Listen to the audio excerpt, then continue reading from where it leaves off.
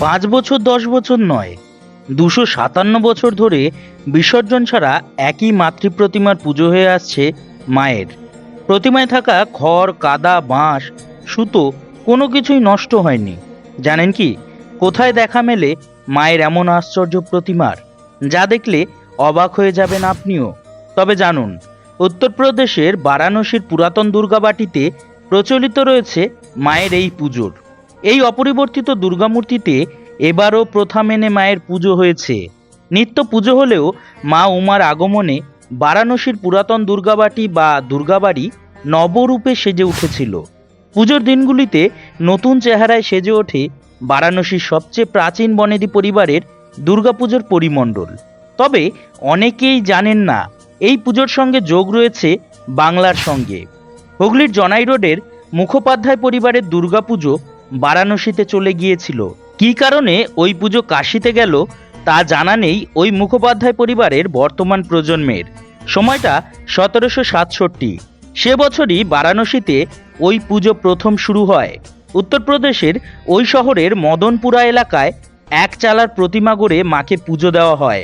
মহাষষ্ঠীতে বোধন হয়ে 4 দিন ধরে সমস্ত নিয়মনিষ্ঠা মেনে মায়ের পুজো চলে।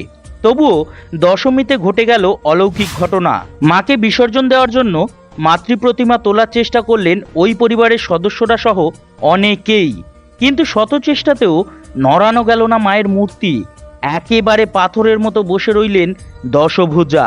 হইচই বেঁধে গেল ওই দুর্গাবাটিতে। এই খবর ছড়িয়ে পড়ল সমগ্র মদনপুরা লাগোয়া বাঙালিটোলা সহ সমগ্র বারাণসীতেই। ভিড় বাড়তে লাগলো দুর্গাবাটিতে।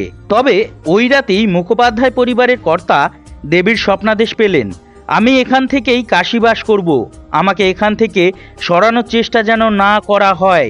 মুখোপাধ্যায় পরিবারের কর্তা ওই স্বপ্ন পাওয়ার পর আর মাকে সরানোর চেষ্টা করেননি। মায়ের ওই প্রতিমাতেই বছর বছর ধরে পুজো হয়ে আসছে। কিন্তু মাটির তৈরি মূর্তি 250 বছরেরও বেশি সময় ধরে কিভাবে অক্ষত রয়েছে তা জানা নেই মায়ের সেবায়েত থেকে ওই মুখোপাধ্যায় পরিবারের বর্তমান সদস্যদের। এ যে অলৌকিক ঘটনা তা জানে এই প্রাচীন শহর। ফলে এই পুজোর মাহাত্ম্যই আলাদা। এই শহরে সকল মানুষ জানেন পুরাতন দুর্গাবাটির মা উমাকে ঘিরে এমন ইতিহাস। ওই পরিবার সূত্রে জানা গিয়েছে পুজোর সময় কেবল নতুন গয়না ও শাড়িতেই সেজে ওঠেন দেবী। 5-6 বছর পর মূর্তিতে শুধু রঙের প্রলেপ পড়ে, এই যা। বর্তমানে ওই মুখোপাধ্যায় পরিবারের দেখাশোনার দায়িত্বে থাকা সোনালী মুখোপাধ্যায় পুজো নিয়ে একটি কথাও বলতে চাননি। কিন্তু জিজ্ঞাসা করলেই ওই ঠাকুর দালানে থাকা একটি বড় নোটিশ বোর্ডের দিকে আঙুল দেখিয়ে দেন। সেই বোর্ডেই এই পুজোর কিছুটা ইতিহাস রয়েছে। দেবী দুর্গা ওই মুখোপাধ্যায় পরিবারের কর্তাকে স্বপ্নে বলেছিলেন তাকে যেন ছোলা গুড় দিয়েই পুজো দেওয়া হয়। ফলে পুজোতে ছোলা ও গুড় থাকবেই।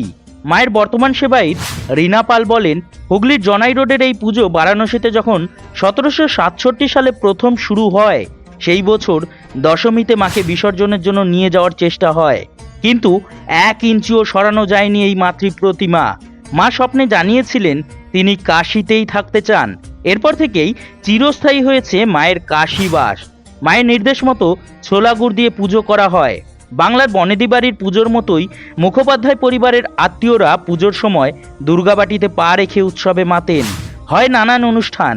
কাশীর এই ঠাকুর দালানে মহাষষ্ঠী থেকেই ভিড় উপচে পড়ে। মা দুর্গার পাশেই রয়েছে বিষ্ণুর কালো পাথরের মূর্তি, যা 1000 বছরের প্রাচীন। 250 বছরের বেশি মাটির এই দুর্গা প্রতিমার সঙ্গে বিষ্ণুর ওই মূর্তি দেখতেও বারাণসীর দুর্গাবাটিতে পর্যটকদের ভিড় জমে রোজ। আর এইভাবেই দীর্ঘকাল ধরে বাংলার সঙ্গে মিলে গিয়েছে বারাণসীর এই ঐতিহ্যবাহী দুর্গাপুজো। ধন্যবাদ এতক্ষণ আমাদের সাথে থাকার জন্য। আমাদের ভিডিওগুলি যদি আপনাদের ভালো লাগে তবে অবশ্যই আমাদের পাশে থাকবেন।